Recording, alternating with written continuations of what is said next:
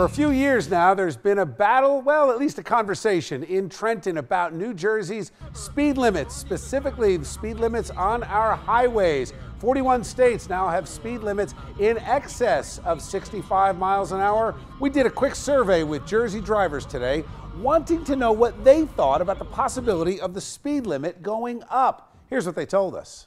Well, I think that cars are going to be traveling at the speed that is appropriate for the road.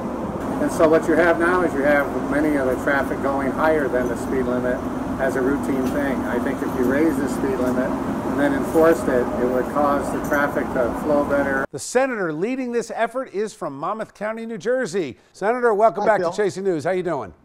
Thanks. Happy to be here, Bill. Thanks for having me. So, Declan, let me understand. You're pushing a bill that would say raise the speed limit on the Turnpike and the Parkway to what? It's 65 now. What would you put it at? Actually, that's a good question because it invites me to say what we are doing and what we're not. I'm not saying we should raise the speed limit. I'm saying we should take idiot legislators and fascist bureaucrats out of the speed limit setting business and leave it in the hands of traffic safety engineers where it belongs. We shouldn't decide what the speed limit should be. It should be decided based on sound engineering criteria. That's what my bill does. I shouldn't be the one to decide to raise the speed limit. It should be all about the engineering. Now, Declan, I know you. I've known you for years. You do a lot of research before you get behind a bill. My guess is you have talked to some of those engineers. What would likely happen if your bill passes based on the way the Turnpike and the Parkway are constructed? Speed limit's not going to come down. My guess is it's going to probably be somewhere 70, 75 miles an hour. Would you agree? It's likely to go up in most places. There are a few places where it might go down, and I'm okay with that.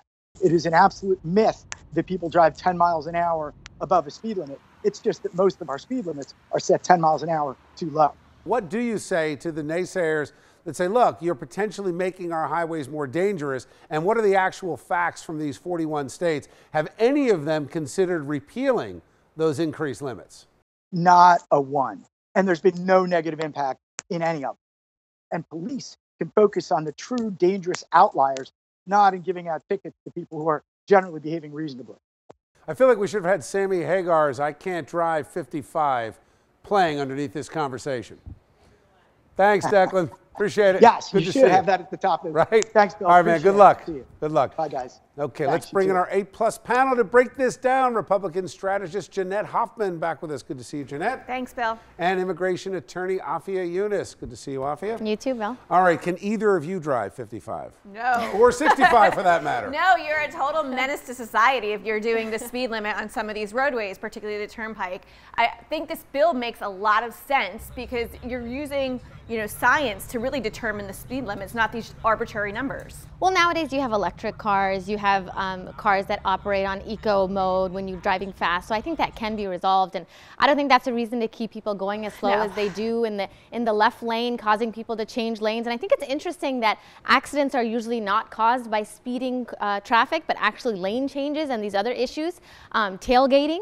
So I think it's a no-brainer. Declan, let me just bring you back for 1 minute. If it passes, you think Governor Murphy will sign it?